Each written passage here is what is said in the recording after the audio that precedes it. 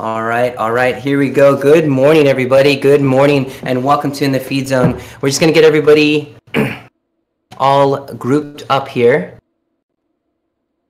and we should be able to get everyone sorted. Easy. So for those that are here in main voice, welcome. This is Jason Flores. We're just getting sorted out for In the Feed Zone here. A nice, easy pace ride. We're looking at 1.8 watts per kilogram in the group here. Excellent. It's looking good. Make sure our slides look good. Perfect. All right, so we'll leave that there. Leave that there. 4.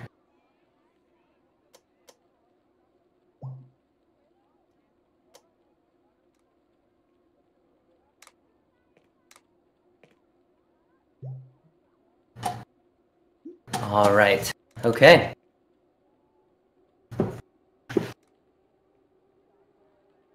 All right, let's roll it. We are headed to the feed zone.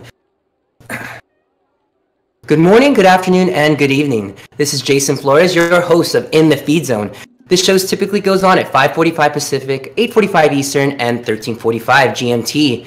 And if you're looking for the audio version of this, definitely check out your local podcast app and search The Endurance Lab, and you'll get all the great content that you get from Zwift Live by ODZ, the Endurance Lab, including Chat and Chill, What's Up with Power, Coach's Corner, and here in the Feed Zone. So we're here on a group right here on Zwift. If you haven't checked out Zwift, check out Zwift.com.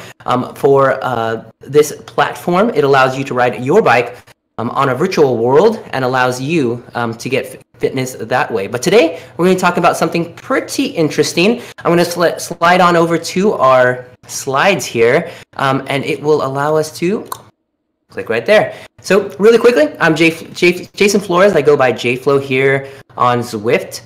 So if you are on the game platform and you see me on, give me a ride on, I'll give you a ride on back. And I want to thank everybody who is with us today. We've got about 15 riders in the group. Group definitely looking good today. And so we are just headed through the streets of London, it looks like. And we're staying nice and grouped up together. I like that. A quick medical disclaimer is that the purpose of this live stream is to educate and to inform. And it's not a substitute for professional care by a doctor or any other qualified medical professional. And that it's provided that understanding that it does not constitute medical or other professional advice or services. So thank you for that.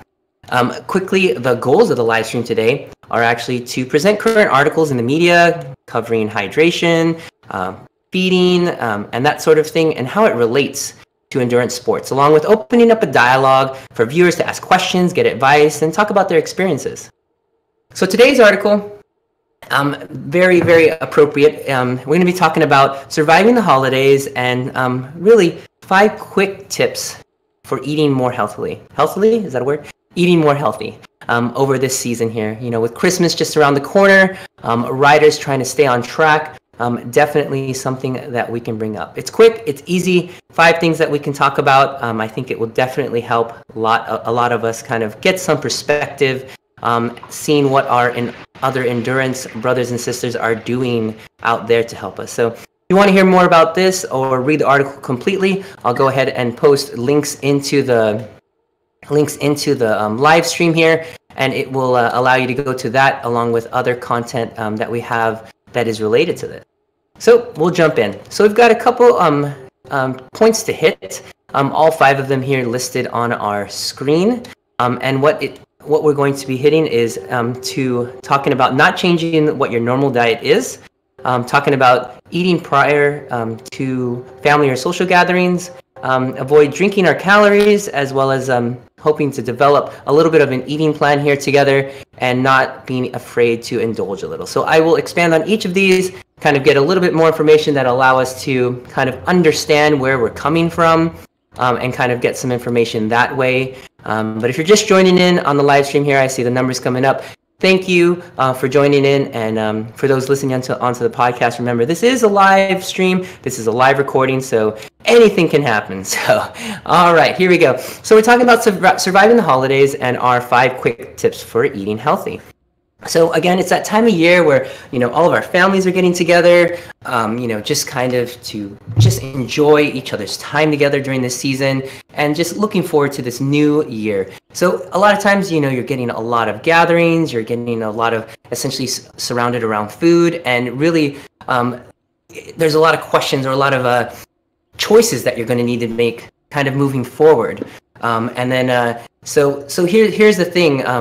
Here's the thing that we want to kind of think about or kind of bring to the forefront so that we are ready to make those decisions as we move forward. Answer a quick question here on the chat. Looks like, is Facebook working? Excellent. All right, so let's go to the first one. Let's talk about not changing your normal diet. So if in fact you already have good eating habits from our, from your in-season, or you just generally follow pretty decent guidelines, and I think for a lot of the athletes I coach, even if you are just kind of in the middle, that 80-20, I would say don't try to make some big, huge changes over this time of the season. I would say, make sure that you're focusing on the same things that you would normally focus on. Things like skipping a meal in anticipation for this, big, huge holiday, spread of food and that sort of thing is a very, very common mistake that riders can do. And it's something that we need to watch out for. And the only reason why is because we want to make sure that we're keeping things into perspective and that we're not trying to do something completely different. The same way, on race day, we wouldn't do something completely different as far as your preparation or that sort of thing. We wouldn't want to do anything completely new and different during this time that would essentially more stress the body than we'd normally do. So eat at your normal times, and you'll find that even as you get to those event meals or that sort of thing, that there'll be less stress, and you'll be able to kind of enjoy the company versus totally overindulging because you haven't eaten that day, or you haven't you're completely malnourished or not enough calories or food into you. So essentially, just go with what you're going with now. So if you're at that 80-20, use that 80-20, leverage that, allow you to continue as you normally would on a day that let's say didn't have that sort of thing, and you can just enjoy what's there. So that kind of springboards us to eating prior to arriving at a family or social gathering. So it seems kind of silly. A lot of times, you're going for this huge spread of food. There's going to be plenty of food, but a lot of times, what you'll find is that if you were to put a little bit of food kind of in the bottle into your body beforehand, you'll still get a chance to enjoy grandma's classic dish, that sort of thing, and or whatever specialty dish that's out there for that social gathering. You'll get a chance to taste everything, but you won't be there as its primary source of calories or that sort of thing. So essentially it transitions what you're there for at the event, essentially moving it from just trying to get food in and moving it towards just allowing you to enjoy the social interaction and the family that is around you.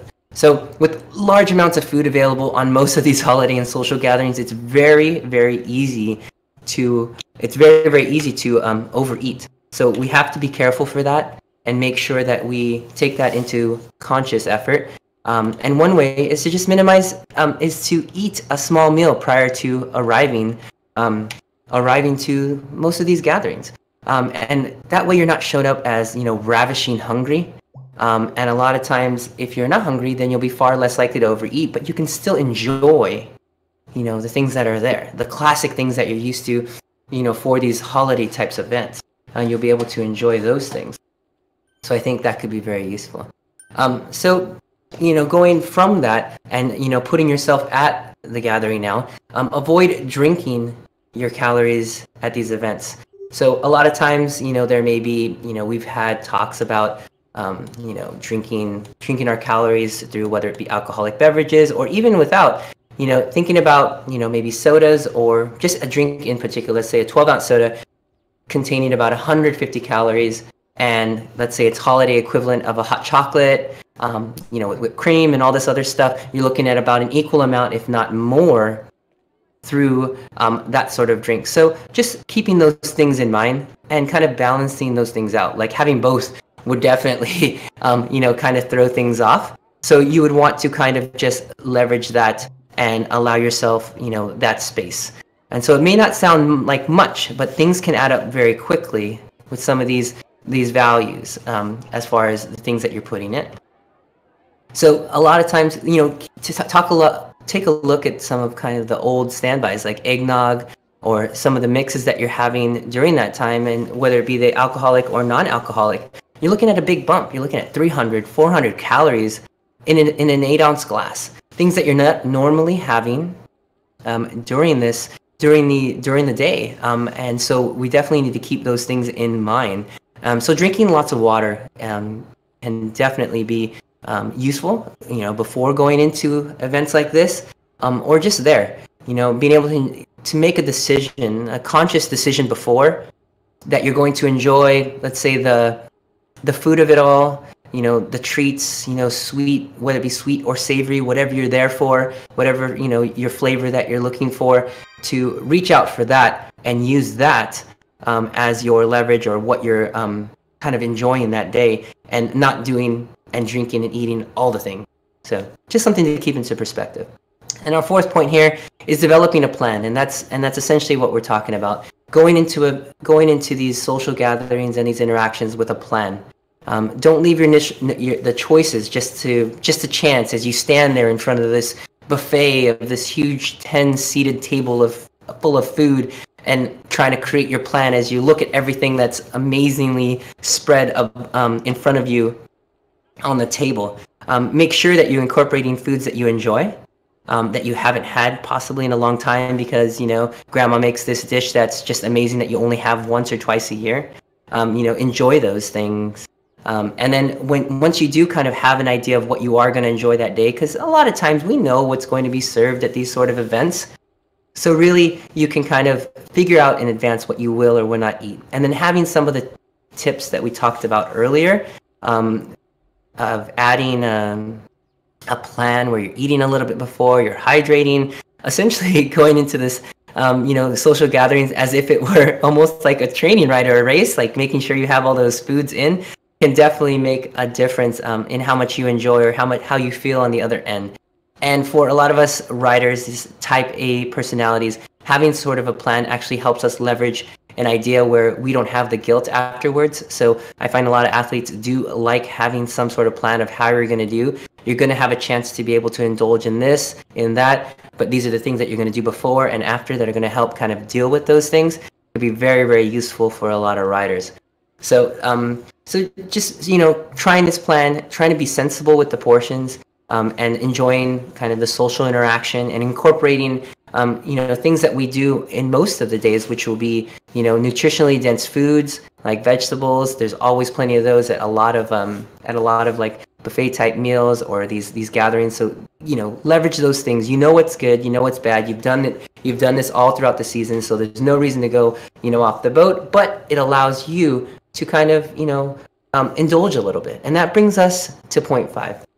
Which is, don't be afraid to indulge a little bit. I mean, this is a type of season. If you are in the part of the year where you are in the off season or the preseason and you're getting ready, this is a time where you can have some time to indulge. Meaning that you don't need to be as strict as you would be, for example, in season, where you are very strict on the things that you eat. But enjoy. It's the holidays. You don't want to be, the Scrooge at the meals where you're not eating anything and you're eating, super, super clean. But you want to have a balance so that you can step away yourself personally, feeling that you did the right thing and made the right decisions during that meal, but also enjoyed the company again and, the special things that you may have at those sort of events. So really, having these sort of plans, just like when we go to a training ride or we plan out our week in training, to not stress ourselves out because we have those things that are around us, those bad foods. There's eating the cakes, like Jim Ham's asking, how if I skip vegetables, how much cake can I eat? It's a good amount. So there are give and takes here, Jim. So definitely a good question. But really, just knowing that if you don't eat one thing, then you could eat more of another. This is a good time to take those into account. So if you're wanting the cake, you're wanting the cookies, go ahead. Help yourself. Just enjoy that taste and don't overdo it, because willpower really only takes you so far with like resisting everything. But getting a chance to enjoy something like that, and then allows yourself to kind of have that freedom and that breath, saying, hey, I allowed myself that, and moving forward, I know that I can go back to that, but during my normal season I don't. And you've kind of switched those things. You put these things in place that allow you to have those plans. You've hydrated before, you've got some food in, you're not eating this huge amount, but very, very good in that respect. So again, just not overdoing it, just enjoying. So if you're worried about overdoing it, you just need to make a deal with yourself on, making sure, again, with the plan, like what you're going to trade for, and that throughout the day, so that you can enjoy the things that you do every year. And at that point, you'll be less likely to overdo it, or to overeat, or do too much, or that sort of thing. So following these simple tips can definitely help you make it through our holiday times, New Year's, Christmas parties, that sort of thing, holiday parties at the office, that sort of thing. So really just kind of recapping here. So looking at our normal diet, and kind of if you're doing that 80-20, if you're doing the 50-50, wherever you're at right now coming into all of this, keep that in mind. Not switching over to this something completely different between now and the end of the year and trying to get through all these interactions over the next week or two. Just going with what you're having and stay the course and steady the course. You've listened to the feed zone. You've kind of have an idea of how you eat. You've tried to clean things up. Listen to those cues and use those cues as you move forward. Eating prior to or arriving at a family or social gathering. So putting some food in beforehand, just like you would before a race. You're going to put some food in so that during the race or the training session, you're not getting hungry. Same thing for food gatherings. Really, kind of equating this to getting ready for essentially a race or a training ride can definitely kind of switch our mindset, because this is something that we're used to doing. Avoiding drinking our calories. So just being careful between alcoholic drinks or very high caloric non-alcoholic drinks, that those are also included in kind of the things that we're eating. So skipping the mashed potatoes, having your favorite craft beer, kind of those swap outs can definitely be happening during this time. So, and then developing a plan before going in. All of us kind of have an idea of what kind of things will be served, what's going to be at the office holiday party. A lot of times you'll know what's going to be on the menu. At those times you can make decisions. Hey, am I going to eat this? Am I not going to eat that? Those are things that can definitely, bring to light or kind of help you have a plan going in, just like we would, like, I'm going to work on this type of zone, I'm going to do this sort of thing during our working plans. Again, just that parallel with our training. And then lastly, don't be afraid to indulge yourself a little, to allow yourself some leeway. This is a time that if you are in the correct off season, then you would be a time where you can relax.